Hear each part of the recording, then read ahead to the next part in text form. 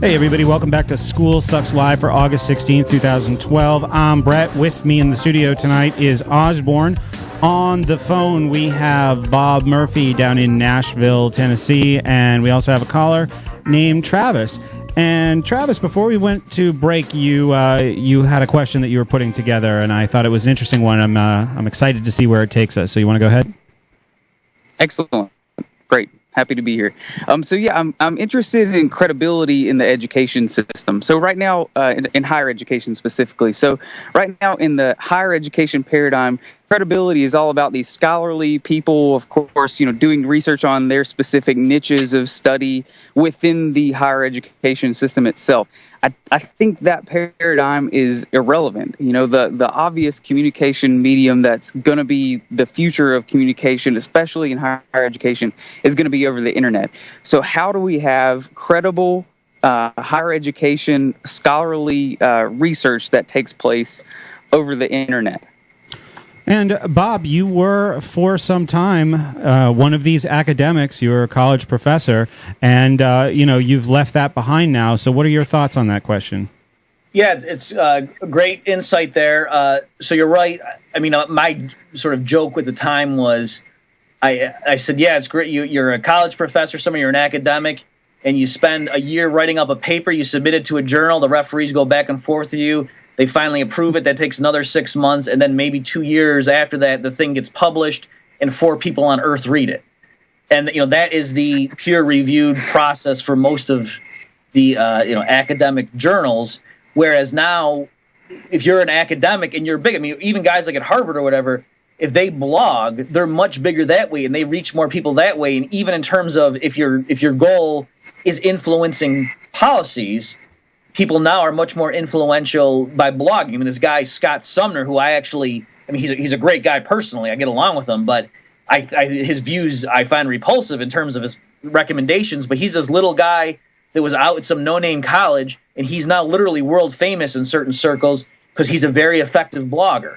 And so there, I mean, that's an example in my mind of something being used for the dark side because he thinks Ben Bernanke needs to print more money or to be looser with monetary policy. But the point is, it's no longer, I have all these publications in these top journals.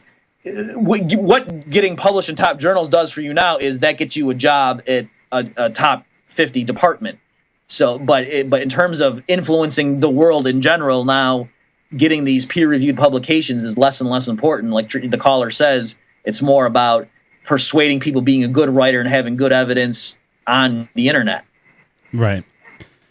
So it sounds, Travis, like we are slowly but surely moving in that direction. And when it comes to doing this stuff in new ways, doing this stuff online, I think that if you're out of the mainstream, there are many people alive right now who are just not set up to take you seriously because they are real into the argument from authority.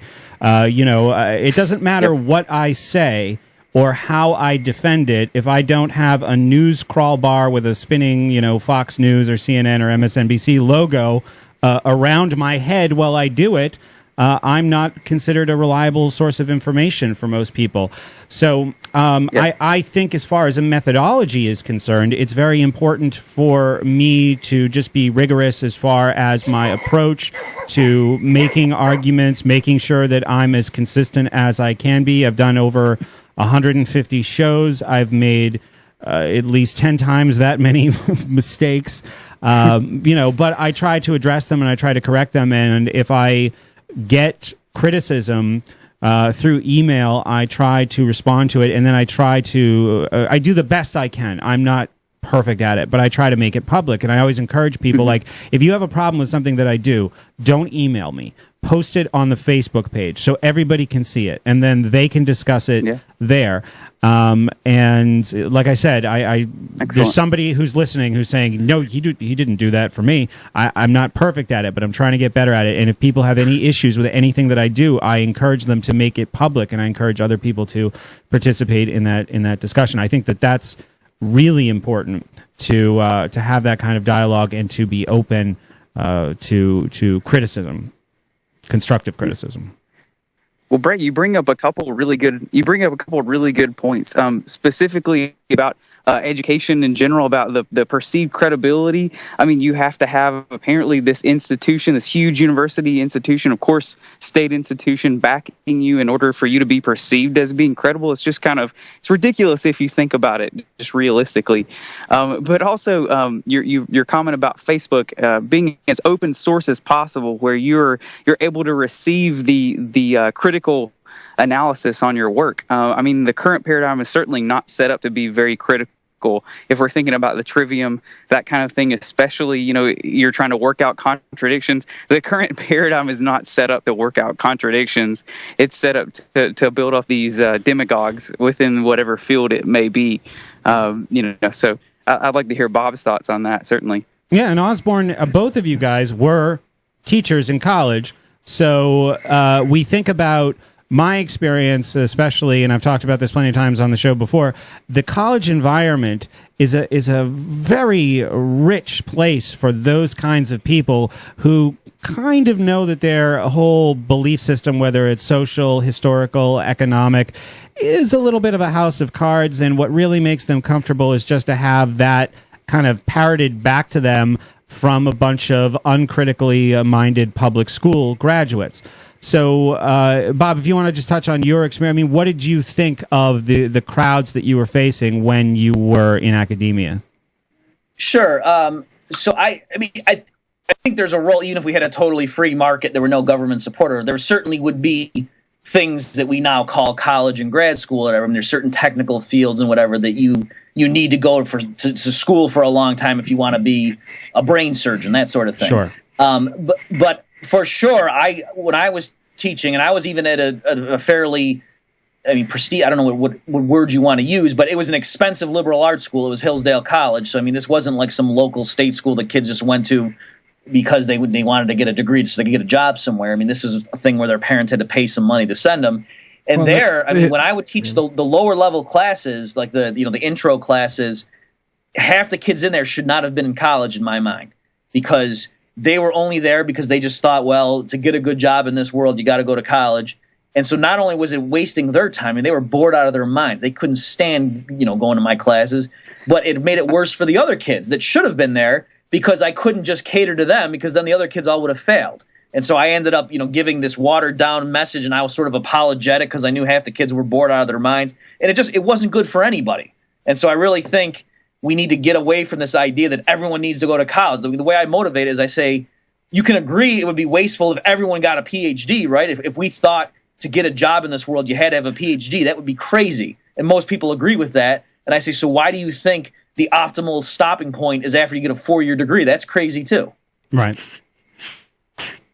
Right. Yeah. Absolutely. Did you have something you wanted? Hold on a second, Travis. No, we're past that now. We moved too fast. All right. Well, if it fits in later, we'll bring it back up. Go ahead, Travis.